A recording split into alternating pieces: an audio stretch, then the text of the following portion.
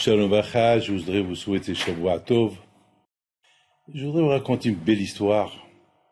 Peut-être je l'ai déjà racontée plusieurs fois, mais on peut la raconter comme 1000 fois pour montrer la grandeur d'Hachem.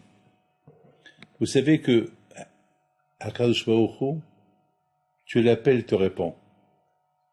Tu l'appelles, il te répond. Mais s'il ne te répond pas, il ne faut pas lui en vouloir. Il y a des choses que lui sait que toi tu ne sais pas. Beaucoup de fois, ça peut arriver que les calculs, nos calculs à nous, c'est pas les mêmes calculs du bon Dieu. Et les calculs à nous, ils peuvent être fausses. Les calculs du bon Dieu, ils sont vrais. Donc ici, ce qui fait beaucoup de fois, ce qui n'est pas bien pour toi, alors Hachem, il pense que ça ne peut être que bien. Alors quand il va faire le contraire de ce que tu veux. Beaucoup de fois, on demande des choses et c'est le contraire qui arrive. On a de la peine. Mais plus tard, on va voir que c'est Hachem qui avait raison. Il y avait quelqu'un qui devait acheter une maison et jusqu'à le moment de la signature, je lui dis Bracha, Mazal Tov. Et voilà, le monsieur, au moment de la signature, il lui dit je veux 200 000 euros de plus. L'autre, le pauvre, il a dit je peux pas. Et j'ai fait tous mes trucs, c'est impossible. Il dit ben, j'ai quelqu'un qui me donne 200 000 de plus.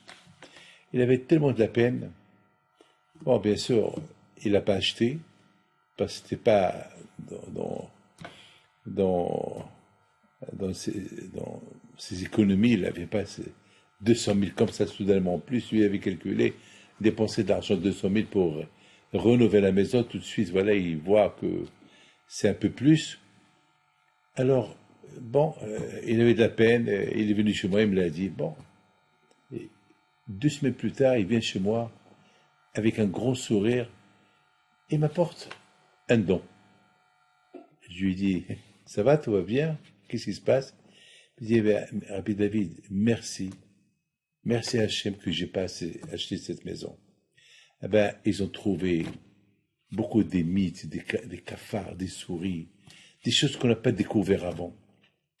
Parce que le propriétaire, il s'est arrangé avec le monsieur qui devait nous dire que tout va bien, il s'est arrangé avec lui, et finalement, Baruch Hashem, qu'on n'a pas acheté maintenant, c'est un autre qui l'a acheté, il a des problèmes. Et entre-temps, on a trouvé une très belle maison, moins chère, avec les moyens. Il n'y a pas beaucoup de travaux à faire. Merci Hachem. Vous voyez, mes amis, les Bnei Israël, ils ont quitté l'Égypte.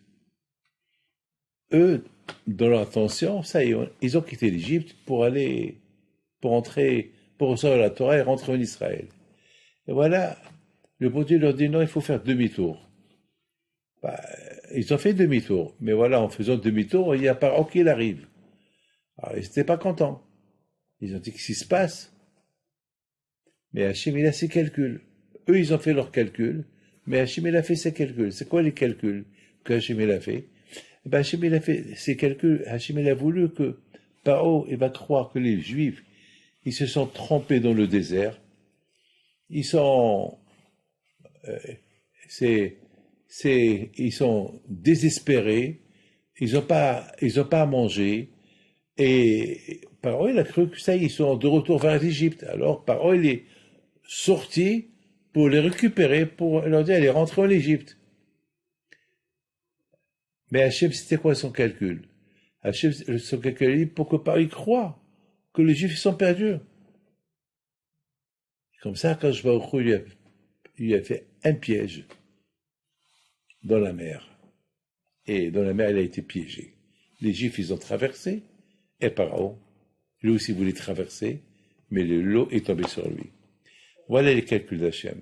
Mes amis, lorsque vous priez à Hachem, et vous voyez que la prière que vous avez priée, c'est le contraire qui est arrivé, Gamzol et Tova.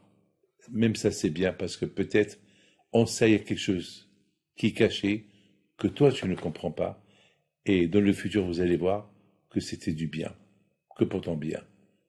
Que Hachem vous protège. Amen.